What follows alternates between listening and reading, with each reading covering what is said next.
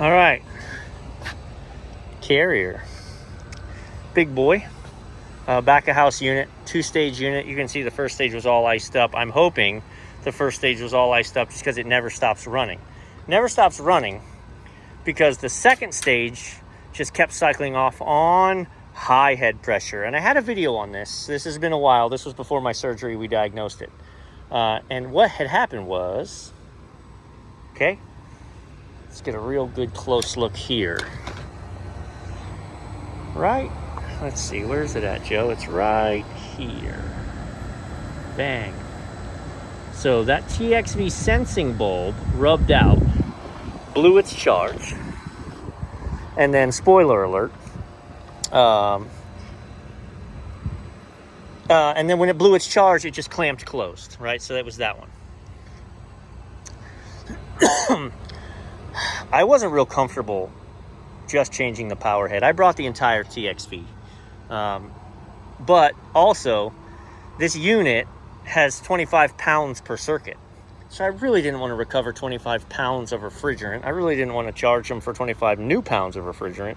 But it's like, so I went with, let's start with the power head. So I took apart the original, the new one. And there's, on this power head, and you can see from here, there's a single pin in the center. So I was able to, I took my new power head and I put Nylog all around it. And then I cracked this one loose. Now, it was, I'm under pressure, but it really wasn't anything. It was just,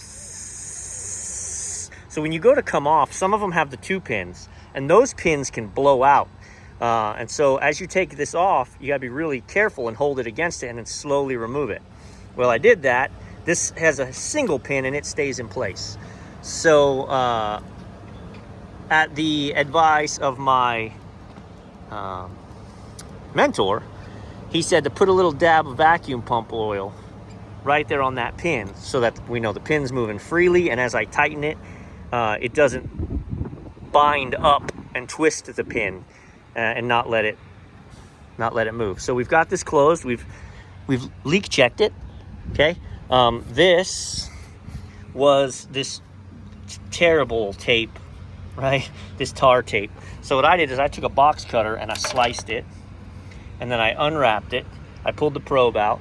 I wired in my new probe, and then I rewrapped it with the tar tape. You can still see it, but then I wrapped it with insulation tape. And then, because we had a rub out originally, and I'm gonna do the same thing with this, you know, that panel sits right here and they're run on the outside. In hindsight, I really should have run it on the inside, but here nor there. So then I sandwiched it, right? This is just folded over, up and down, so that this is protected, not gonna rub, panel can't hit it. I'm gonna seal that as well. And then we're gonna put gauges on the other side and fire this up. There was no good way for me to film doing this because I knew it was gonna be leaking a little bit while I did it. So that's why we just moved on. And also I have their kitchen AC currently completely off. So yeah, baby. All right, so I just fired it up. I have looked because I'm using my phone. Check out the pressures.